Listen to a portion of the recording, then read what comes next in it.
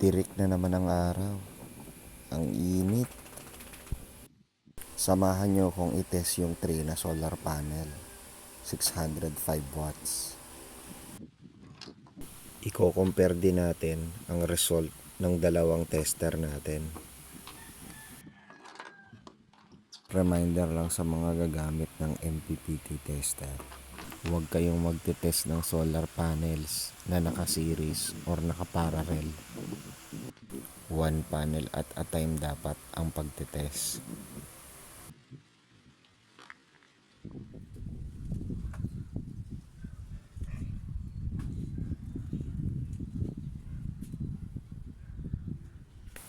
Na-realize ko dito na ang bigat talaga ng panel. Kaya binaba ko na lang ulit. Pa-side view ko na lang siya kukulin. Kaya ini-expect ko na mababa ang magiging result.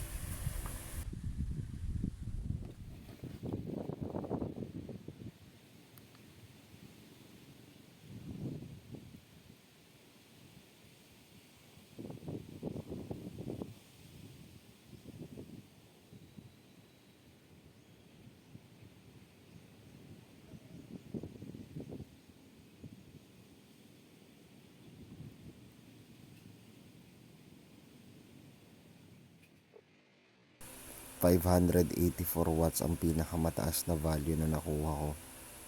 Medyo malapit na yung value sa declared specifications ng Trina solar panel.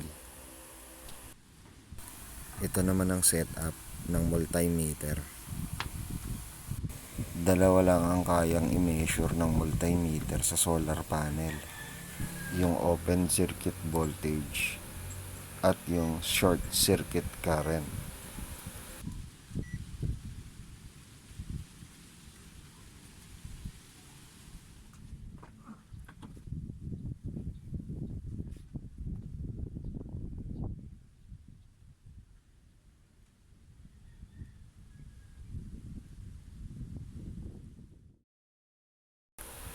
.3 volts yung open circuit voltage. Pagdidikitin or iso-short ang terminal ng solar panel. Kaya siya tinawag na short circuit current.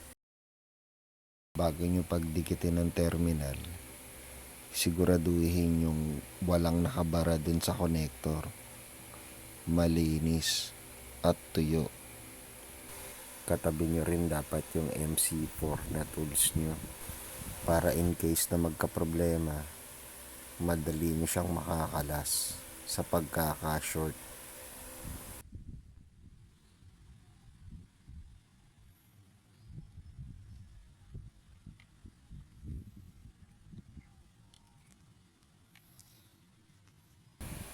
.4 ampere ang pinakamataas niyang recorded value.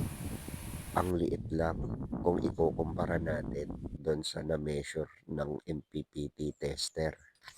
Pero, di ba nakatagilid lang yung solar panel natin kanina? Kaya okay lang. Ito yung specification ng solar panel sa left side.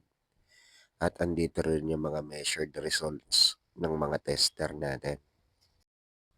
Sa clamp meter, makukuha pa rin natin yung maximum power kung i-multiply natin yung VOC sa ISC. Pero, theoretical maximum power lang yun. Dinesign talaga yung MPPT tester para sa solar panel. So, lamang talaga siya. Pero marami din pwedeng gawin yung multi-tester. Kaya, binili ko na lang sila parehas.